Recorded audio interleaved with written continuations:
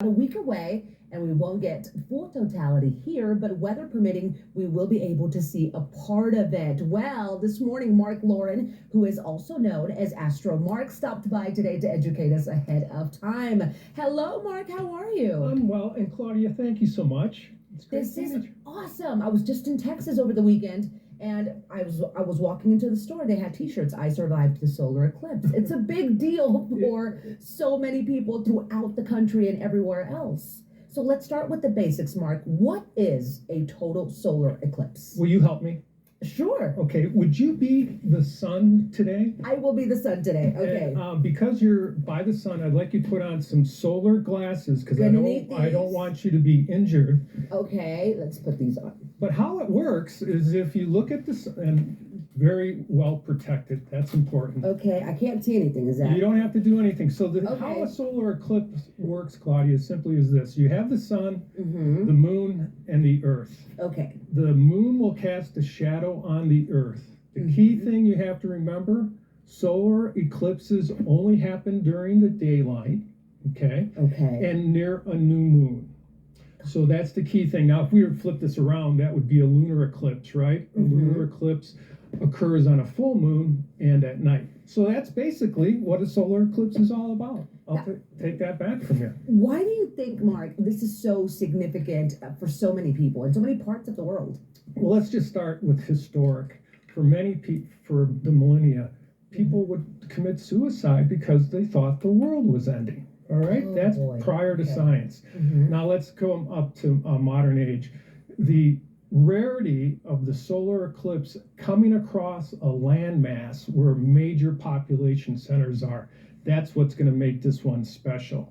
And its duration of time. So 4 minutes plus is a long period of time for a solar eclipse at any particular location.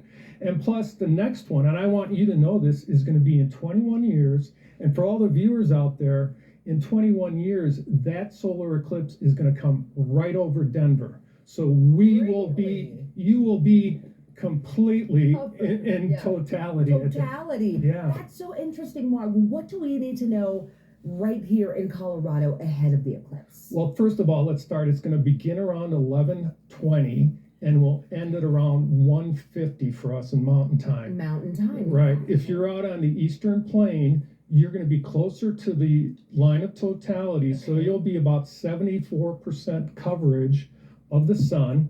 And then if you're on the western slope near Grand Junction, you're going to be about 58 to 54%. Now, for us up in Summit County, we're going to be at 64% totality, and that's where the shadow of the moon will cover the sun. Oh my goodness, that is so interesting. Again, now you can't just look at this because it could potentially damage your eyes. So what are safe ways to view this, and how should we be doing it? Those are all good questions. So first of all, do not ever look at a eclipse with your naked eye. Okay, never, ever. Okay. Number 2 is never look at an eclipse through a unfiltered telescope. Right here next to you on your left, that's a solar telescope that's designed specifically for looking at solar eclipses, and specifically it's looking at hydrogen and the hydrogen waves coming out, which gives us the red glow around the sun. Now let's go down from there. You already modeled it, the solar eclipse glasses. Solar eclipse glasses, and these will protect you for sure. Where can people get these, Mark? Well, if you come up to Frisco, the Town of Frisco event, we have 1,400 free eclipse glasses to give out to people. Okay. So there's no need to buy one. Come out up to Frisco and we'll have one for you. Now, I don't have a telescope. I don't have eclipse glasses. The old traditional way is you put a hole in a piece of cardboard. Okay. And then you put a piece of white paper behind it. Okay. And then you focus it so the sun will focus here. Now you say I don't have a piece of cardboard, but I have a calendar.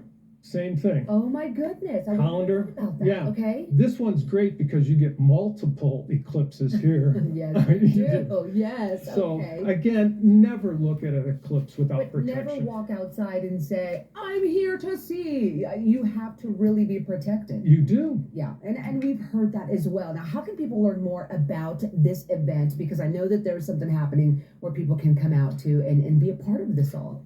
The key thing is the townofFrisco.com. You will find all the details on it. I'll have my team up there, and we'll have 2 telescopes with filters for everybody to look at and get up and close and personal with the eclipse. I love this. Well, definitely going to be a unique event for sure. That's happening next Monday, correct? Okay, so we've got a few days to plan, everybody. Thank you so much, Mark, for being with us today. The pleasure's mine. A lot to learn. Okay, and the free pop-up in the park total solar eclipse event is happening on Monday, April the 8th. It starts at 11 a.m. at the Frisco Historic Park and Museum. You can learn more at townoffrisco.com.